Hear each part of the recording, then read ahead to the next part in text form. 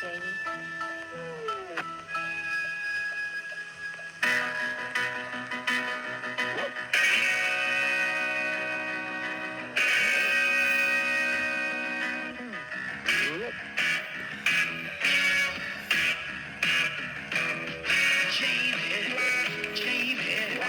Jamie and the magic torch. Down the hill, scaled faster and faster towards Cuckoo Land. Wordsworth, following hard behind. Ready for adventure, always there to lend a hand. Mr. Boo and all the others too, the strangest people you've ever seen. And the torch with its magical beam. If I hadn't really been there, I think that I was dreaming.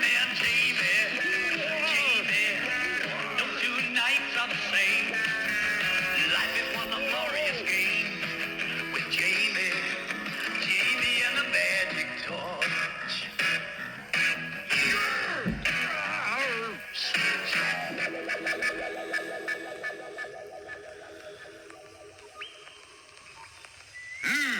You look as if we've got the place to ourselves, said Wordsworth. Yeah! Somebody seemed to be throwing things. Oh, perhaps it was just the wind. Oh! It wasn't the wind. Great lumps of soil were flying through the air, and they were coming from a big hole in the ground.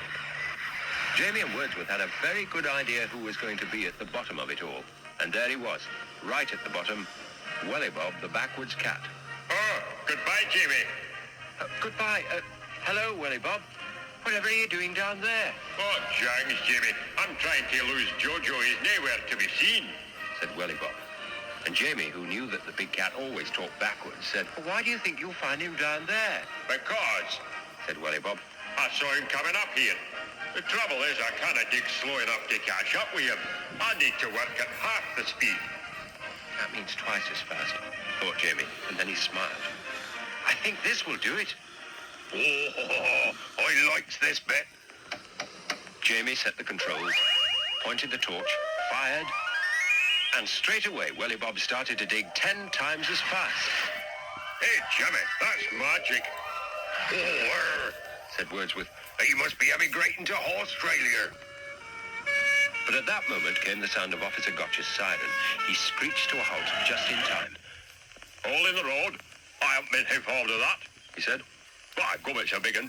Has that dog of yours been after rabbits, eh?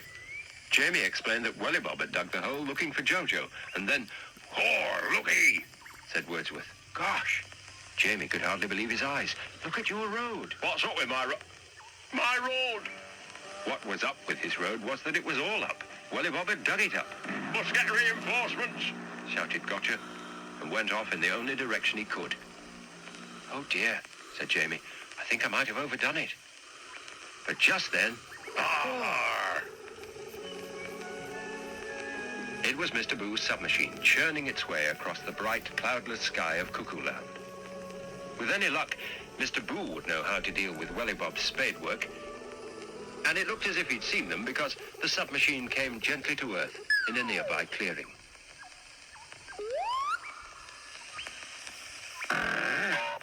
The hatch was thrown back as Jamie and Wordsworth caught up with Mr. Boo's machine. Hello, Mr. Boo, called Jamie. Ah, Jamie, whatever's going on? What's happened to the road? Jamie told him what the torch's magic had done to Wellybob. Oh, dear, said the old man. Come on, then. There's no time to lose. Well, Wordsworth, said Jamie, I know you don't like it, but we'd better get aboard. A couple of minutes later, the lift was bringing them down to the flight deck. Oh, I hate this bloomin' tin dog kennel. Ah, here you are, said Mr. Boo. Now, I think our best plan will be to follow Wellybob underground. We can use the periscope to see where we're going, so I've set the controls to submerge. Stand by.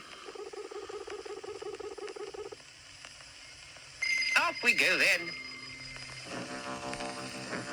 Oh, sorry, wrong way.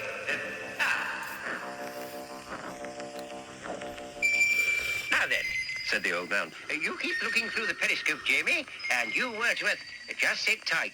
Oh, By now, the submachine was traveling at full speed along the trench that Wellybob had dug. Mr. Boo, called Jamie. I've got Nutmeg's house in sight. And there it was, on a sort of island, because Wellybob had actually dug all round it. But there was no sign yet of Wellybob. The submachine carried on in hot pursuit while the others waited for Jamie to spot him. A few minutes later, and they were at Plunkett Hall, the strange home of Cuckoo Land's music maker. There couldn't be any doubt that Wellybob had been there. Jamie could see the awful mess he'd made. But of the backwards cat himself, there was no sign. Gosh, Mr. Boo, Said Jamie. it's an awful mess. He's left Plunkett Hall on an island too. And as Mr. Boo turned back to the controls, Jamie saw in the far distance signs of Wellybob. Then they were off again along the trench, with Jamie always on the lookout, until he suddenly recognized the picnic table where he'd first met the strange people of Cuckoo Land. Wellybob had been here too, and there were signs that he wasn't far away. Mr. Boo, Jamie was quite excited. I think we're catching up on him. The submachine moved on again, but We'll have to catch him soon, Jamie. why's that? Asked the boy. We're running low on fuel. Ahead of them, Wellybob dug on and on. Ah, Jamie was onto something. I've spotted him, Mr. Boo. Wellybob's trench came to a stop in the middle of the countryside, and out of it popped Wellybob. Oh, thanks, Jimmy. He gasped. I'm fresh as a daisy. The magic had worn off, and Wellybob was exhausted. He'd dug 17 1/4 miles, and there was still no Jojo. Why not try saying help? Help. Said Wordsworth. Help. Saying help. Do you think that'll help? All right. It was Jojo. I heard you first time. I ain't got claw fears, you know. We're just glad to see you, said Jamie. We've all been worried about you. Worried? Jojo wasn't pleased. Been doing me Christmas shopping early, haven't I? Made me miss a blooming bargain. Jamie and Wordsworth tried to apologize, but Jojo Help wasn't in a mood to listen. I'm off before the shop's shut. Good blooming bye. He shouted and went, Hey, what a nice fella. said Wellybob, I'm glad I went to all that trouble to find him. Oh, never mind, said Wordsworth. Perhaps he'll buy you a mechanical digger in the sails. Which reminds me, Broke in Mr. Boo. what about this mess? They realized that they'd forgotten all about the giant trench, Well, I've got plenty of strength left. said Wellybob.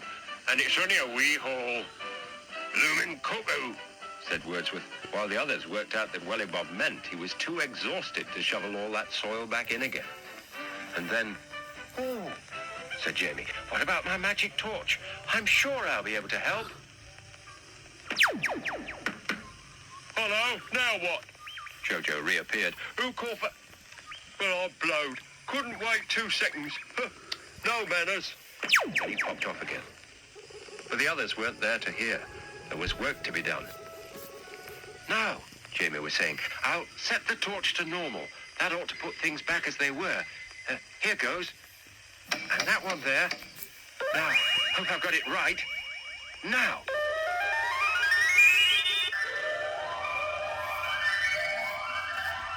Kindly leave the submachine. That's terrible. 2 minutes later, the sub was hovering over Nutmeg's cottage. And that was back to normal. Until at last, everything was right again. Rotten. Absolutely rotten, wee Jamie. And the 4 of them could fly back home across Gato Plateau in the submachine.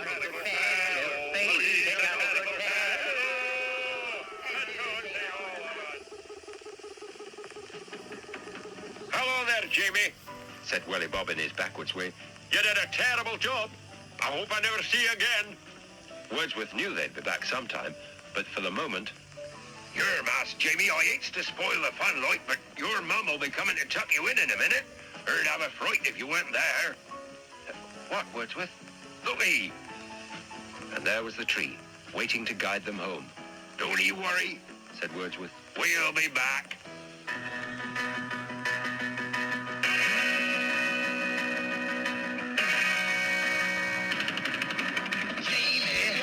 Jamie,